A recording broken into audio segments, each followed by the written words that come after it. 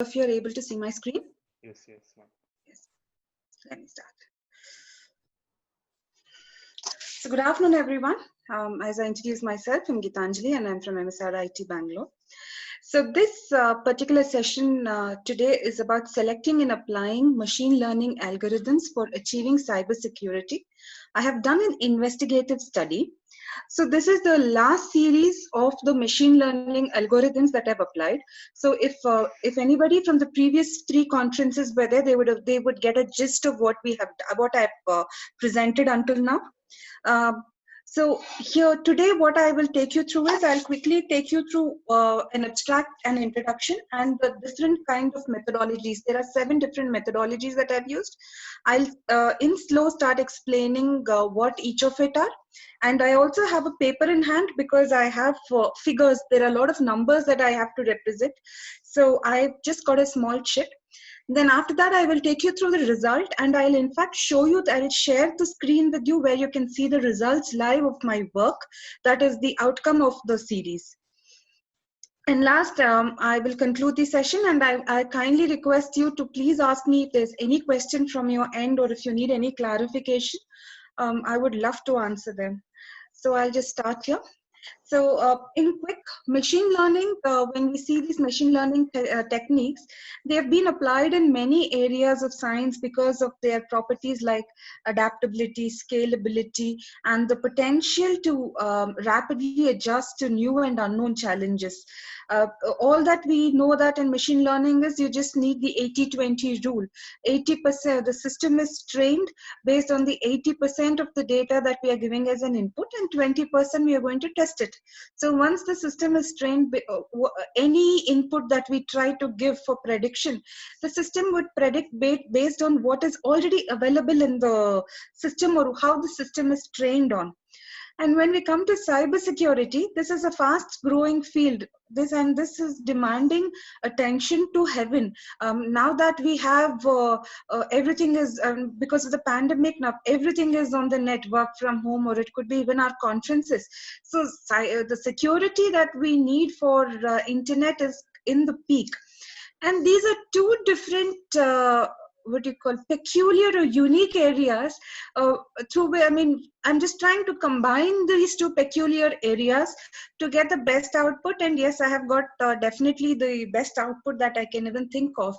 So in this study, I have covered social networking and smart meter energy consumption profiling in different parts of machine learning like intrusion and detection, phishing detection, testing security property, cryptography, CAPTCHA, spam detection. So let's see one by one. So when we are coming to the introduction, we see that there is a rapid growth of web and mobile technologies. And same way, the attack techniques are also becoming more and more sophisticated in penetrating systems and evading the generic signature-based application.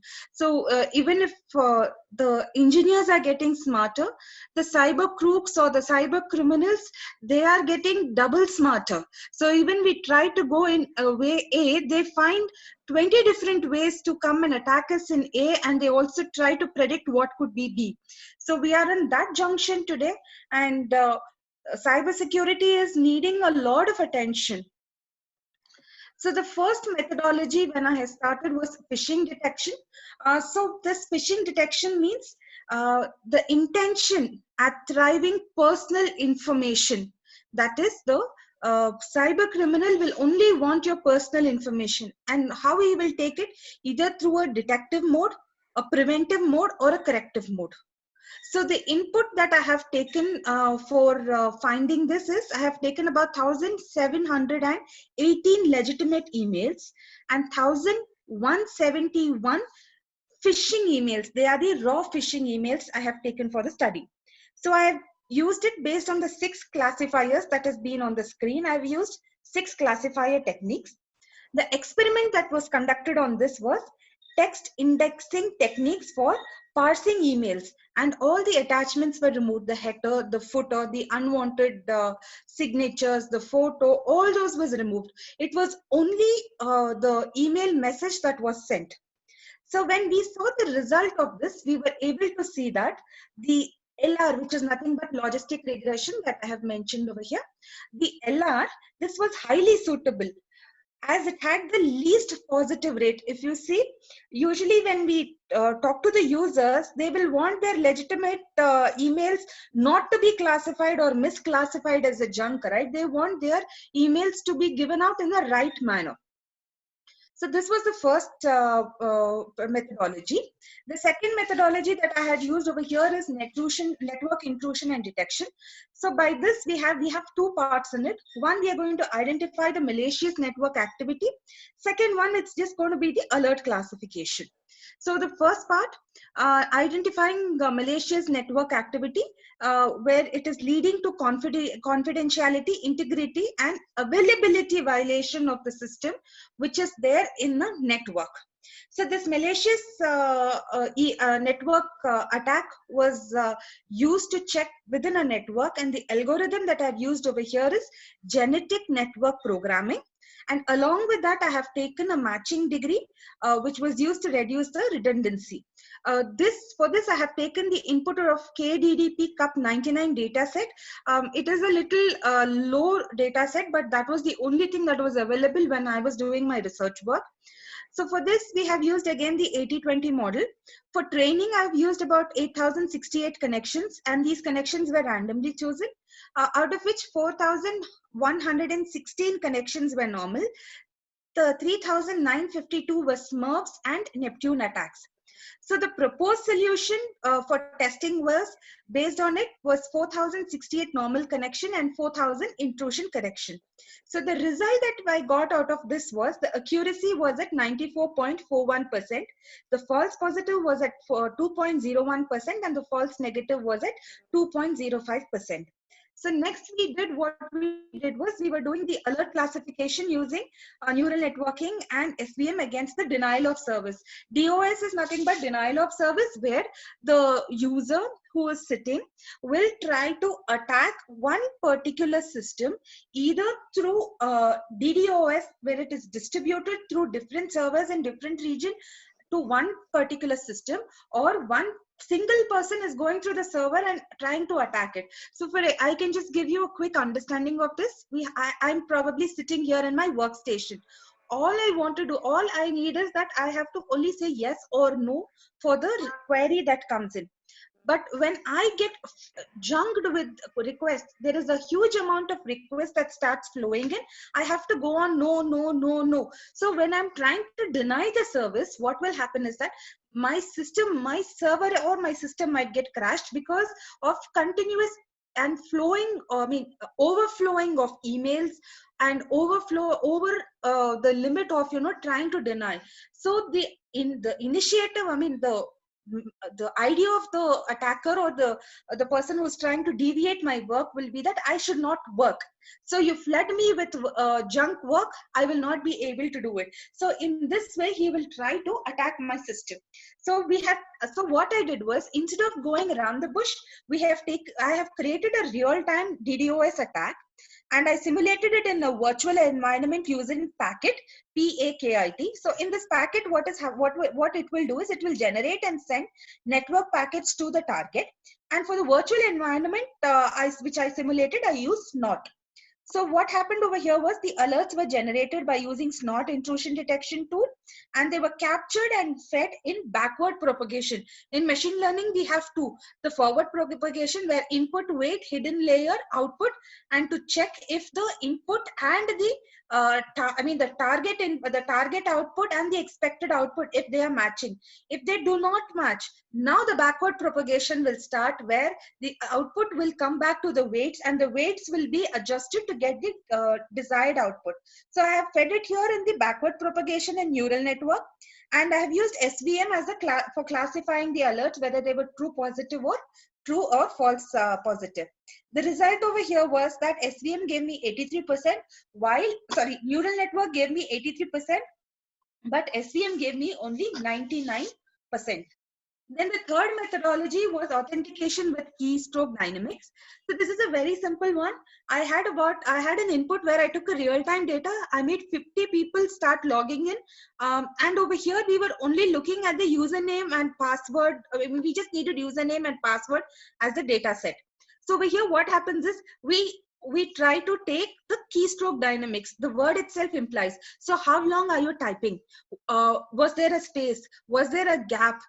How long was the word you were typing? So all these mnemonics will get captured. So for this, I have used the algorithm PNN, which is probabilistic neural networking. And the data that was captured was by the typing style of the user. So in this, I kept 30 people as imposters rather than legitimate users. So over here, the observation was there were 8 different attributes that I have mentioned in the PPT over here. You can see in the graph itself. These were getting monitored. So subsequently, their results were tested, and the accuracy of the legitimate imposture users was 90%. So this next we went to the testing security of protocol implementation. So over here, the gist of what it does is, it is basically on the message confidentiality, and we are using the Dolby-O model. So the algorithm that we used over here is L-star algorithm. The input that we have used over here is going to be the finite number of messages. The observation or result that we got from this was that this was basically proposed to find the weak spots, then it's supposed to violate the security. In this, what happened was the system identified the flaws in NSL and TMN, but SSL was 100% secure. So this was, we are just trying to put in the we are just trying to test the security of the protocol. We just wanted to find the weak spot, but we didn't want to, we didn't want to tamper the data, or we didn't want to get any change. It was just purely to find out if there was any weak spots in it. So SSL just came out brilliantly with no problem. Then we had the methodology called as breaking human interaction proofs. This is nothing but the captcha that we say. So the aim of this was we had 7 various HIPs to find the common strength and weaknesses. The algorithm that we used over here was in neural networking character recognition. The input for this was, we took it from 6 different sites that is mentioned in the graph. There were 2 parts in it, 2 parts in the experimentation. One was the recognition. The second was the segmentation. In recognition, we had about 1,600 HIP trainings, 200 for testing and 200 for validation. In B, we had segmentation, which was 500 HIPS for testing segmentations. So these were the 2 things. I'm so sorry. What did we? The result that we got from this was, segmentation stage was highly challenging, because computationally this is highly expensive for us to do, and the complexity in the segmentation function, this was really immense, because we have certain non-valid pattern space also that was there. So this was a little challenging for me. And I also found it really difficulty in identifying the valid characters, because it is really complex. The letter could be O or a 0, and there would be a space or a dot in between. So within the letter itself, this was a real challenge for me. And then I took cryptography. The aim of this was, we're going to have 2 synchronized neural networking, where we are going to send a secret key exchange over the public domain. So for this training, we started the training with random weight and vectors. And finally, we received an arbitrary identified input sequence every cycle. The result for this was that computationally it was infeasible to perform some attacks, as both of them were trying to become identical in a stage, because we have an identical input sequence. Sequence every cycle we will be having one. The last we went for social network spam detection. So over here I have used the SVM classifier. The aim over here was protecting the social system attack based on honeypots. Now you might ask me what honeypots is. I'll just give you a quick gist. So there is a network. Let's take there are 10 systems. Now I'm going to have there is a attacker who's trying to come and come into your system. So now we keep honeypots, like how we keep honeypots to lure the bears and catch it. same way, what we will do is, in one particular system, we will try to get the users coming in and try to be part of the network, where the cyber group will be thinking, yeah, I have entered the network and I will be able to steal the information, or I will be able to find what information I'm trying for. But he will be unaware that he will be lured in the honeypot. So we have even padded honeypot, or we have even secured honeypot as well. So in this honeypot, what will happen is, the cyber criminal will think that he has come inside, but when he realizes that no, he has not entered the system, but he is within the honeypot, that is when he will get even more angry and he will start backfiring. So he might even come with a very strong way to attack the network. So in this result, what we had was, we had in MySpace about 388 legitimate mails and 621 spam. In Twitter, we found 104 legitimate and 61 spammers and 107 promoter profiles. The spam precision was 70 and 82% respectively. Now, the last one, this is my major work, which has gone for patent work. So this is the security of machine learning. In this, what I have taken is, I've taken about 284,807 records, in which 35 of them were attacked. So now over here, the aim of my work was to assess the ML algorithm to test the ability to detect attacks on a data set. So I've used over here Vika, and I have generated 10 different kind of models while carrying out 10-fold cross verifications. The algorithm, as mentioned, there are 4 standard classifiers that I've mentioned in the PPT. My observation that I found out is that the weighted average of these models were presented, and the data set that I have used here was ARR format with 31 total attributes, time, V1 to V28, amount and class. And the classification was of 7 types with 99.28% accuracy. But I was still not convinced with this. So then I came up with a new technique, which is build, train, evaluate, and consume, which is a part of the machine learning product. And I'm just going to stop sharing my screen while I take you to my result and we can conclude. So this is the result, but I'll just take you. I'll just stop here for a second. I'll just take you to my screen. Stop sharing. And I'll just share with you. This is on spam detection that we try to do. I have used over here multi-classification, and if you can see the result, I'll just stop sharing again, and I'm going to share this. How do I share here? Share screen. This is done almost. So over here, are you? I hope, sir, are you able to see the screen? Hello. So this is the screen, and over here, if you see, I have achieved 0.987 at a micro level, the accuracy, 0.96 at the macro level, the accuracy, and my system is able to say if something is spam or not. So this is all based on the training that I showed you in the previous, just before this, whatever I had shared, I showed you in that window. On the contrary, I also have another share that I wanted to share. This was on the credit card fraud detection, where we have V1 to V28. We have V28 over here. We have the amount and whether it is a false label or not. I still had a problem. So now my accuracy level is at 99.90. It was at 90. If you see in the PPT, I have very clearly mentioned, we were at a very nominal rate of 99. Where was it? Yeah, we were at a very nominal rate of 99.28, but now the accuracy stands at 99.90. So this was something that I wanted to show. And let me get back to the PPT. Stop sharing. Now I will share the PPT and I will just get into the conclusion directly. So this is the result that we have got at 99.90.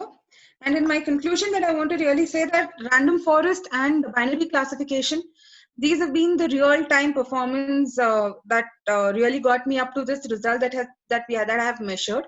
So machine learning is definitely helping cybersecurity. Whatever Naive Bayes gave at 94%, And then finally, machine learning with multi-classification and binary classification, that is giving at 99.90%. There is a small deviation of 0.01 because there is always that, that nanoseconds or a practosecond count that happens, because of which we are a little behind 100%. But in the near future, I'm sure we can achieve that 100% as well. And I open the floor.